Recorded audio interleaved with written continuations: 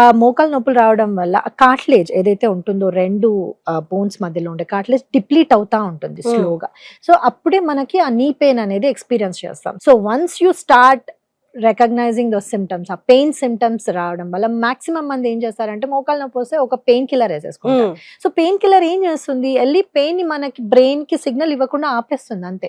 ఆ గుజ్జు ఏదైతే లీక్ అయిపోతుందో ఆ జాయింట్ నుంచి దాన్ని ఏం చేయట్లేదు, సిమ్టమ్ ని మాత్రమే ట్రీట్ చేసేస్తుంది. అట్లా కాకుండా ఈ పెయిన్ స్టార్ట్ అవ్వగానే సప్లిమెంట్స్ ఉంటాయండి. సప్లిమెంట్స్ ఏంటంటే గ్లూకోజమైన్ అని ఒకటి ఉంటుంది, కాండ్రాంటిన్ అని ఒకటి ఉంటుంది.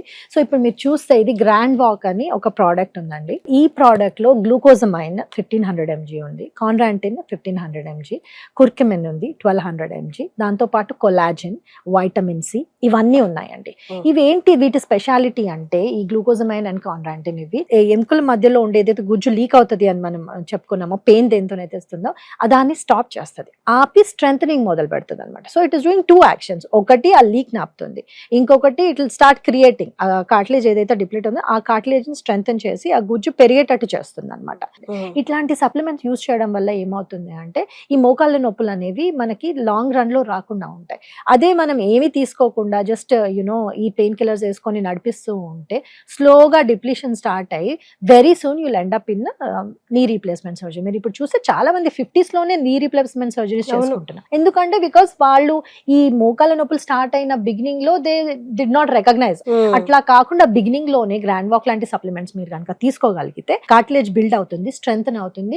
ఈ surgery even if you have to get a surgery అది ప్రొలాంగ్ అవుతుంది. సో మోకాళ్ళ నొప్పులు ఉన్న వాళ్ళు, ఇప్పుడే మోకాళ్ళ నొప్పి స్టార్ట్ అవుతున్న వాళ్ళు, లేదా ఇలాంటి ప్రాబ్లమ్స్ త్వరగా రాబోతున్నాయని మీకు డాక్టర్ అడ్వైస్ చేస్తే ఖచ్చితంగా మీరు సప్లిమెంట్స్ వాడాలి. Grand walk is one of them.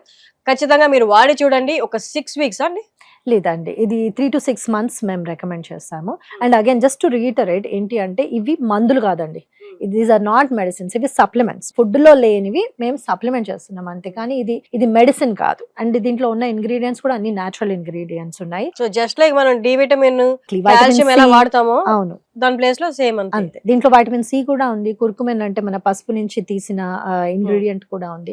ఇవన్నీ ఏంటి అంటే వాపు తగ్గిస్తాయి, ఆ గుజ్జు పెరిగేలాగా చేస్తాయి. కాబట్టి supplements along with your food మీరు తీసుకోవాలి. అండ్ రికమెండెడ్ ఏంటి అంటే 3 to 6 months రికమెండ్ చేస్తామండి.